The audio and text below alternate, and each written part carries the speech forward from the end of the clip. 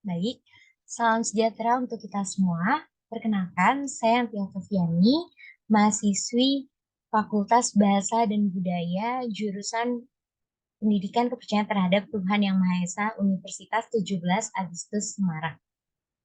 Pada kesempatan kali ini, saya akan memenuhi tugas ujian akhir semester tentang kurikulum, yang dimana ini adalah pemenuhan tugas dari mata kuliah Sosiologi Pendidikan yang dibimbing oleh Bapak Sony Junaid. Baik, tanpa harus kita menunggu lagi, teman-teman semua, saya ingin mengucapkan terima kasih pada dosen pembimbing saya pada mata kuliah ini dan teman-teman yang sudah antusias untuk dapat mengikuti pembelajaran bersama dalam kesempatan kali ini. Untuk itu, di sini saya akan menyampaikan apa saja yang terdapat di dalam kurikulum, yang dimana di sini kita dapat melihat bagaimana pengertian dari kurikulum itu sendiri, kemudian ada model kurikulum itu yang nanti akan kita lihat bagaimana pendekatan teoritis di dalamnya. Ada juga yang kita dapat lihat melalui tipologi kurikulum. Nah, untuk pengertiannya kita akan masuk dari beberapa pengertian berikut ini. Di sini em, kurikulum dikatakan menurut para ahli yaitu disampaikan seperti oleh Gresham, Inlow, dan William B. Bitwagen. Gresham sendiri mengatakan bahwa kurikulum ini adalah suatu perencanaan untuk bisa mendapatkan keluaran yang diharapkan dari suatu pembelajaran. Sedangkan Inlow mengatakan bahwa semua pengalaman yang direncanakan, yang dilakukan oleh sekolah untuk menolong para siswa dalam mencapai hasil belajar kepada kemampuan siswa disebut dengan kurikulum. Kemudian juga ada William yang mengatakan bahwa um, semua pengalaman anak menjadi tanggung jawab sekolah, itu disebut dengan kurikulum.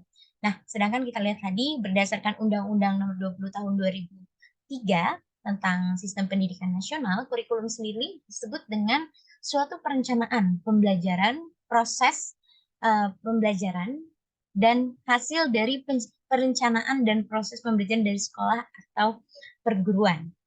Nah, kurikulum ini juga adalah seperangkat rencana dan pengaturan mengenai tujuan, isi, dan bahan pelajaran, serta cara yang digunakan sebagai pedoman penyelenggaraan pembelajaran untuk mencapai pendidikan tertentu. Nah, teman-teman, kita dapat lihat bahwa pengertian kurikulum berdasarkan undang-undang yang ada dan berdasarkan para ahli, kita dapat memahami bahwa kurikulum ini adalah suatu perangkat yang dimana di dalamnya terdapat perencanaan bagaimana proses pembelajaran, bagaimana tujuan hasil pembelajaran yang ingin dicapai oleh um, um, sekolah ataupun perguruan yang diharapkan nantinya akan bisa mengeluarkan atau memberi output terhadap rencana tadi. Jadi bagaimana pentingnya suatu kurikulum ini adalah sebagai perencanaan dalam pembelajaran untuk mengetahui proses. Um, saya kira itu yang dapat saya sampaikan tentang pengertian dari kurikulum. Nah, untuk itu, sebelum kita masuk ke dalam model-model kurikulum, kita dapat melihat bagaimana tipologi kurikulum. Tipologi kurikulum kita lihat yang pertama kali ini adalah berdasarkan isi. Berdasarkan isi, kurikulum ini terdapat tiga, ada kurikulum klasik, ada kurikulum vokasional, dan kurikulum life adjustment. Kurikulum klasik sendiri ini bersifat tradisional. Jadi di sini adanya penerapan seperti bahasa asing, kemudian bahasa kuno, sejarah, sastra, matematika, dan ilmu murni. Nah, penekanan-penekanan kurikulum ini dapat berkembang dari masa ke masa gitu. Jadi ini dapat disesuaikan gitu ya dari negara di manakah kurikulum ini diterapkan, apakah dari negara kerajaan sampai dengan negara tersebut tidak kerajaan lagi, atau di mana suatu negara bisa melihat perkembangan kurikulum klasik ini berdasarkan penekanan-penekanan pada seperti tadi ya bahasa, kemudian sejarah. Nah, kurikulum klasik ini juga membutuhkan para pegawai administrasi untuk mengatur rumah tangga kerajaan dan memberikan pelayanan kepada masyarakat rakyat. Jadi, yang dimaksud dengan kurikulum klasik ini, bagaimana penekanan pengajaran ini harus melibatkan para eh, pegawai yang terlibat di dalam eh, pemahaman yang eh, mampu mengerti, memahami tentang penekanan-penekanan tadi. Saya kira itu yang dapat dikatakan dengan kurikulum klasik. Kemudian di sini ada kurikulum vokasional. Kurikulum ini diarahkan untuk peserta didik lebih ke arah bekerja atau bekerja. Jadi itulah berbagai keterampilan dan keahlian ini harus disiapkan oleh peserta didik dengan kebutuhan yang sekian hari zaman ini membutuhkan, dapat kita katakan mungkin multidimensi skill ya di dalam perspektif kurikulum profesional apa vokasional ini. Konsep match and link yang keterkaitan dan kehubungan antara dunia pendidikan dengan dunia kerja harus menjadi um, apa ya, suatu perhatian khusus gitu untuk memperlihatkan bentuk yang harmonis dan mantap. Nah, sedangkan kita melihat bahwa di Indonesia sendiri, kurikulum vokasional ini diarahkan pada pendidikan kejuruan atau keahlian teknis gitu, dengan berbagai macam penjurusan, misalkan seperti teknik, elektronik, kemudian media, keuangan, tata boga, serta politeknik di berbagai macam penjurusannya. Itulah jadi bagaimana pengarahan ini, di mana peserta didik siap untuk bekerja. Di dalam tipologi kurikulum, kemudian kita lihat bagaimana kurikulum life adjustment gitu. Kurikulum ini adalah kurikulum yang menekankan pada kepribadian. Um, Berbeda tadi dengan vokasional, mungkin menyiapkan bagaimana seorang peserta didik punya skill, tapi kita melihat ke life adjustment ini bagaimana mengembangkan kepribadian, misalkan dalam pengetahuan, dalam aspek um, pemahaman, kemudian pengalaman tentang bagaimana sih untuk kita bisa hidup adaptif dan mengarungi kehidupan dengan berbagai dimensi. Itu tadi ya, kita bisa lihat dari kurikulum vokasional tadi. Kita sebagai studi didik atau seorang manusia itu sebagai peserta didik ya khususnya, bagaimana kita mampu mempunyai skill di dalam segmen multidimensi. Nah, bagaimana kita bisa hidup, balik lagi kembali ya, kita ke kurikulum life adjustment. Bagaimana bisa uh, kita ini mempelajari tentang hidup adaptif dengan mengarungi kehidupan dari berbagai dimensi, dengan menjaga kesehatan, mengkonstruksi hubungan sosial, dan membangun rumah tangga. Itulah yang kira-kira dapat dikatakan tentang uh, kurikulum life adjustment. Kita masuk lagi dari tipologi kurikulum berdasarkan model pengembangan. Jika dilihat dari model pengembangan, di sini ada model administratif dan model akar rumput. Nah, yang dikatakan dengan model administratif ini adalah kurikulum yang digagas dan dikembangkan berdasarkan prinsip-prinsip administrator pendidikan. Gitu. Jadi melalui kewenangan legal dari Jabatan Administrasi Pendidikan, para administratornya ini menginisiasi dan membentuk kelompok kerja dengan suatu model tim yang disepakati dan dipandang mampu melaksanakan tugas dengan tujuan yang ditetapkan, yang dimana tugas tersebut terbagi atas tim pengarah dan tim pelaksana. Jadi ya pengembangan kurikulum tersendiri ya kita dapat lihat ada peran jabatan administrator di dalamnya, yang dimana penting sekali untuk bisa menerapkan prinsip-prinsip tersebut tuh. Bagaimana sih menginisiasi, membentuk kelompok kerja gitu. Agar kembali lagi ke pengertian tadi tentang kurikulum, agar perencanaan pembelajaran tersebut dapat terrealisasikan dengan baik gitu, sehingga menghasilkan output yang baik. Kira-kira itulah yang disebut dengan model administratif. Kemudian ada model akar rumput. Ini cukup berbeda dengan model pengembangan administratif. Model akar rumput ini um, adalah model yang dikonstruksikan atau dibangun oleh para guru dan sekolah berdasarkan visi dan misi tujuan yang akan mereka raih. Mungkin model akar rumput ini model pengembangan yang kita rasa bisa relevan ya di masa sekarang untuk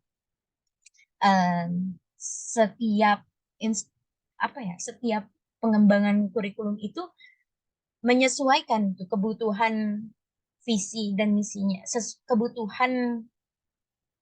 kebutuhan sekolah tersebut gitu berdasarkan visi dan misi dengan tujuan yang ingin mereka raih gitu.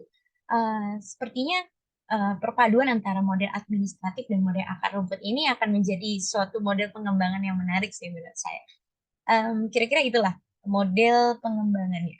Sedangkan ketika kita melihat berdasarkan struktur dan materi pembelajaran ya, kurikulum itu sendiri dapat kita lihat dari kurikulum terpisah dan terpadu. Nah, di dalam kurikulum terpisah ini, mata pelajaran atau mata kuliah yang dirancang itu disajikan dan diberikannya secara terpisah. Misalnya mata kuliah sosiologi pendidikan itu diberikan secara terpisah dengan mata kuliah antropologi pendidikan. Tentu itu adalah dalam misalnya di satuan jenjang pendidikan sarjana atau pasca sarjana gitu, kita dapat lihat ada perbedaan penempatan gitu loh. Bagaimana kita mempelajari sosiologi pendidikan dulu, kemudian dengan mata kuliah pendidikan lain gitu, antropologi pendidikan. Nah, itu dapat kita lihat di studi pasca sarjana misalnya tentang ilmu pengetahuan sosial. Nah, sedangkan kurikulum terpadu itu adalah kurikulum di mana bahan ajarnya disajikan secara terpadu gitu. Dan ini disajikan secara tematik gitu sehingga semua mata pelajaran ini dapat terintegrasi atau terpadu gitu ketika pendidik menjelaskan, menerangkan dan mendiskusikan tema tersebut. Tematik itu dapat dikatakan mungkin ini sebagai suatu penjelasan yang terarah. Mungkin misalnya kita akan mengadakan hari dalam memperingati hak asasi manusia, misalnya hak anak itu hak anak di dalam hari hak anak sedunia gitu. Bagaimana sih mengimplementasikan hak asasi manusia gitu untuk merealisasikan hak anak. Maaf tadi saya sedikit batuk. Bagaimana kita untuk bisa merealisasikan hak anak. Misalnya kita akan membahas tentang konsep bagaimana anak mampu mendapat pembelajaran tentang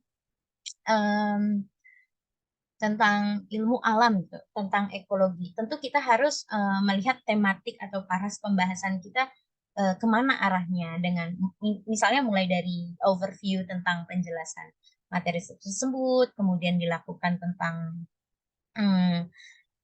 pembagian penjelasan bagaimana sih penerapan ekologi dalam kehidupan sehari-hari, kemudian peran apa sih dan dampak apa sih yang tidak dapat kita lakukan. Nah, kira-kira itulah kurikulum terpadu yang dimana bahan ajaran ini disajikan secara terpadu. Bentuknya sudah tematik atau sudah tersiapkan terarah, tidak terpisah-pisah seperti kurikulum yang sebelumnya. Kira-kira inilah berdasarkan struktur dan materi pembelajaran yang dikatakan dengan kurikulum terpadu. Kemudian ada kurikulum terkorelasi. Kurikulum ini adalah kurikulum yang dimana bahan ajarnya ini dirancang, dikonstruksikan atau disajikan secara berkaitan gitu dengan bahan ajaran lain. Dengan bahan ajar lain, misalnya untuk bisa memahami beberapa materi sosiologi konsumsi gitu ya. Itu kita juga dapat memahami beberapa materi sosiologi pendidikan. Jadi keterkaitan antara bahan ajar satu dengan bahan ajar yang lain ini dapat dikatakan dengan kurikulum terkolerasi yang dimana di dalamnya ada perancangan dan pengkonstruksian dalam menyajikan bahan ajar. Kemudian ada juga tipologi kurikulum berdasarkan cakupan penggunaan.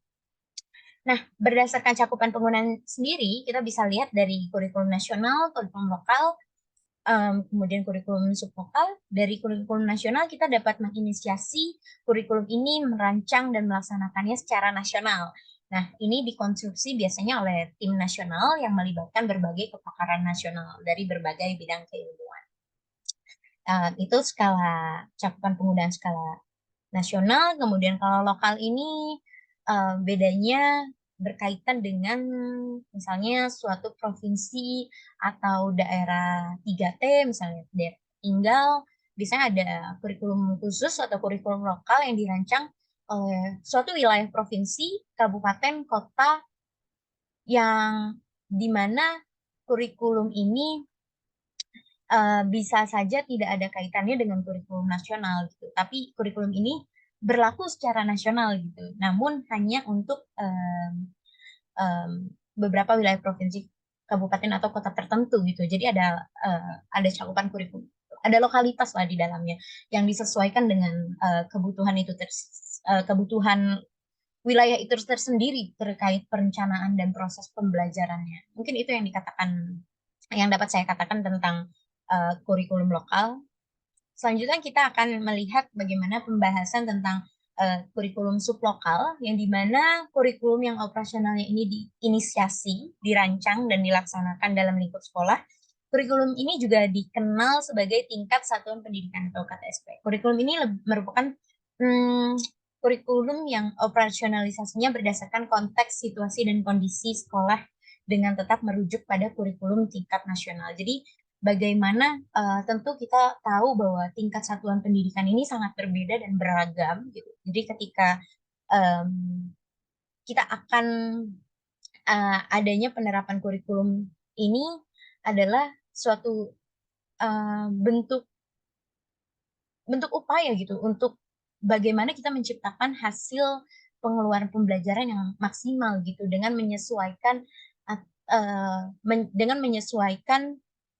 kebutuhan yang dirancang dan dilaksanakan di lingkup sekolah tersebut gitu. Tentunya perancangan ini juga tidak jauh, dan perancangan ini tetap merujuk pada kurikulum tingkat nasional. Yang kira-kira itu yang dikatakan dengan cakupan penggunaan ya terkait kurikulum. Kita dapat lihat dari nasional, lokal, dan sublokal. Nah, untuk model kurikulum sendiri, kita dapat melihat adanya pendekatan teoritis terkait model kurikulum, ada terhadap teknik saintifik, yang dimana semua saintifik ini didasari oleh bagaimana semua bentuk kehidupan manusia ini dapat dicari hukum-hukum yang bersifat umum. Kemudian kurikulum refleksi adalah kurikulum yang dilihat sebagai suatu konstruk sosial dari pembuatnya, bagaimana proses merefleksikan gitu di dalam hal itu. Kemudian ada kurikulum yang relasional.